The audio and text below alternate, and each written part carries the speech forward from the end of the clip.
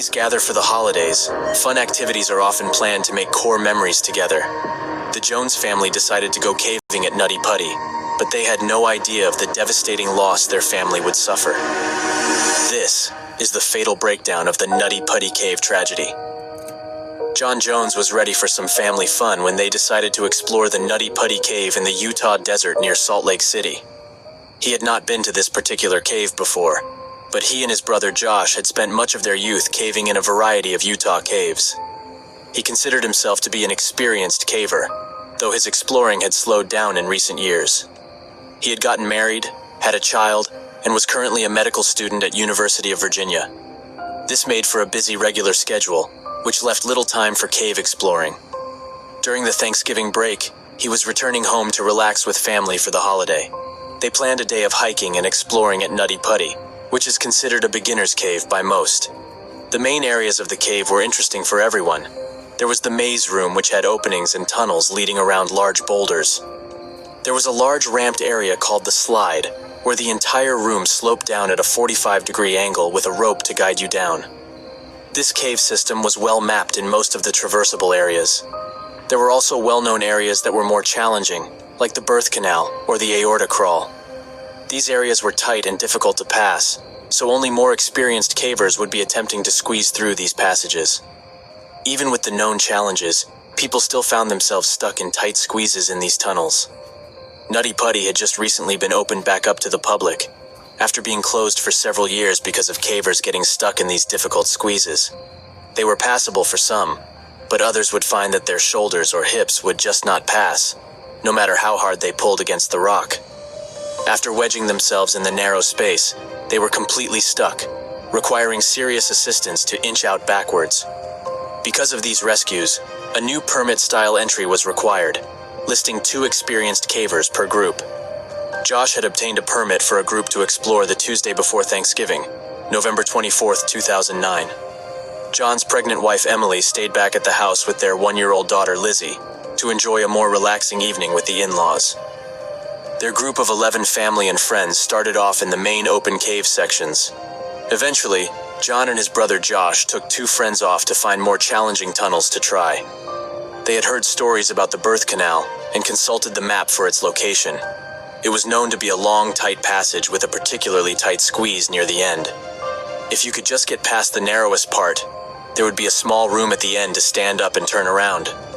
They knew that the birth canal would be tight and could be panic-inducing, even for experienced cavers. They spread out to try to find this particular tunnel. John and Josh took the passage on the left, moving through a small tunnel for around 15 feet. It undulated up and down in several elevations over the next 10 feet. There were outcroppings of rocks and tight squeezes that required a caver to twist their body in several orientations to get shoulders past, then hips, and finally twisting legs so that they bend in the proper direction. It was not a matter of simply pulling your body forcefully through a tight hole. This area was called the corkscrew because the few who had been through it were small and flexible, using all their skills to maneuver slowly through the panic-inducing contortions. After the corkscrew area, the passage angles up for another 5 feet or so, then turns down over a rock ledge with a sharp 90-degree bend to the left. Up until now, cavers had used this small area after the corkscrew to turn back on themselves if needed, and head back through the difficult section. 5 years before, a 16-year-old boy named Brock Clark was stuck in this corkscrew section. He was only 5 foot 7 inches tall and weighed 140 pounds, but got wedged when he was trying to turn around. It took 14 hours for rescuers to free him. John was in the exact spot where Brock got stuck trying to turn around. Since John was 6 feet tall and 200 pounds, he clearly knew that turning around in this part of the tunnel was not an option for him. He was in a 12-inch high space, with not enough lateral area for his pressed body to ball up for a turn. He pushed forward to the ledge area and squeezed over the top of it. It was a tight area to get through, but he thought he could see it open up down below. He sucked in his stomach and pressed himself through the squeeze, pulling forward on the rocks in front of him. He would be moving head first in a downwards angle now, but it looked like there was an area ahead to turn around. John didn't know it, but no one else had ever crossed over this ledge before. He was in completely uncharted territory. Despite being in an extremely tight and uncomfortable position, John kept his cool. He was certain that there would be an opening ahead. All along, he thought he was in some part of the birth canal, where many cavers had felt stuck in the constricting tunnel, but ended up being just fine once they reached the other side. Once he passed through a tight zone, he started to slide toward the bottom of this tunnel. He was nearly doing a handstand, trying to hold his body up and figure out how to push backwards. He still couldn't turn, and now he was upside down. Gravity was pulling his 200-pound body against the fading strength of his arms. He yelled out to his brother Josh and told him not to follow him, but to go back out. They discussed his options and decided that moving forward to try to turn around was the best idea. He was collapsing onto his shoulders and head at this point, and needed to make a move to get out of this vertical position. His headlamp gave him a glimpse of a hole in the floor ahead, which might lead to a larger space. He felt a little more hopeful now, thinking that they would be laughing about this misadventure over Thanksgiving dinner. He made the slight turn and headed towards the hole. Exactly how he got himself into this tunnel hole is unknown. It's thought that he may have slipped, hit his head, and became wedged in the tight space. The other thought was that he looked in the hole, but misjudged what he saw, thinking it was an opening and not simply a dead-end fissure. Either way, John had ended up in a small opening in the bottom of this tunnel, which was impossibly narrow. Just 18 inches by 10 inches, not much bigger than the screen of a laptop computer. John found himself wedged nearly completely upside down at a 70-degree angle. He had spent some time trying to push himself back upwards out of this hole. It was exhausting. His arms were pinned in a useless position, one folded under his chest, and the other trapped on a rock down by his side. He strained against the walls and quickly realized that all of his effort would not move him back up 5 feet to the shallow tunnel. His calves and feet were still free up in the passage, but his legs were now wedged on the smallest side of the hole, only 8 inches wide. He started yelling for Josh again. His brother knew that he was trying to turn around, so his yells were not a good sign. Josh made his way back into this tight space and traversed the corkscrew path. But unlike his brother, he went feet first this time. He continued toward the sound of John's voice, up over the ledge. He finally came to an alarming sight. He could see the end of his brother's legs sticking out of the rock, as if it had swallowed him whole. He inched forward until his feet could squeeze one of John's legs. He tried to grip and pull up, while John pushed from his end. After several futile attempts, they were both feeling exhausted and frustrated. Josh could see that this was very serious, and they would need professional help to get him out. They agreed that Josh should go get help, and John should try, as much as possible, to stay calm and relaxed. While Josh went for help, one of the other family friends went into the area to speak to John, and let him know that he wasn't alone. For several hours, John just remained trapped upside down, focused mostly on the chore of breathing. The fissure squeezed his chest, where only shallow breaths were possible. All of his efforts to move up had actually settled him deeper into the crack. As time went on, gravity continued to pull him against the rough walls of the tunnel, tightening its grip on his exhausted body. Once help had arrived, the first cave rescuer, Susie Matola, made her way to where John was stuck. It was now 12:30 in the morning, and John had been upside down for 3 hours. Susie was just 5 feet 3 inches tall, so working her way through the corkscrew area was much easier for her. Ropes had been tied to her ankles as a precaution in case she got stuck as well. She checked on how John was doing and let him know that they'd be getting him out. He must have had a small wave of relief, thinking that professional help had arrived and he would soon be free of this trap. Susie tied webbing straps around his legs and then fed it back to the pit where the tunnel started. Several attempts were made to pull on the ropes to leverage John back up and out of the fissure. There was just too much friction on the ropes to make any effective release on John. He was still pinned, without the use of his arms to fully assist. After attempting a few things and considering many aggressive options, the decision was made to enlist a pulley system in order to help lift John up and out. A pulley had been successfully used when Brock Clark was stuck 5 years before. Even though they had a plan of how to help, this was not an easy location to work in. Each piece of equipment would need to be brought in from the entrance, which took nearly an hour to reach the other side of Corkscrew. The tunnel was extremely tight, and only smaller power tools could be carried in and out. Only one person could be in there to assist at a time, and they would need to be small or wiry to effectively move through the passage. It was just not an ideal situation. Each pulley took an extraordinary amount of time to install. During this time, cavers were trying to talk with John, console him, and share stories to keep him calm and talking. He was a devout Mormon, and spent time praying and singing to seek solace in this unreal situation. John had spent the night upside down and was showing signs of the physical limitations of the body to withstand this position. The human body was not made to be upside down for long. The entire circulatory system is designed using pulses of pressure from the heart to move blood forward through the system, while valves and fibrous vessels would hold blood and stop it from going backwards.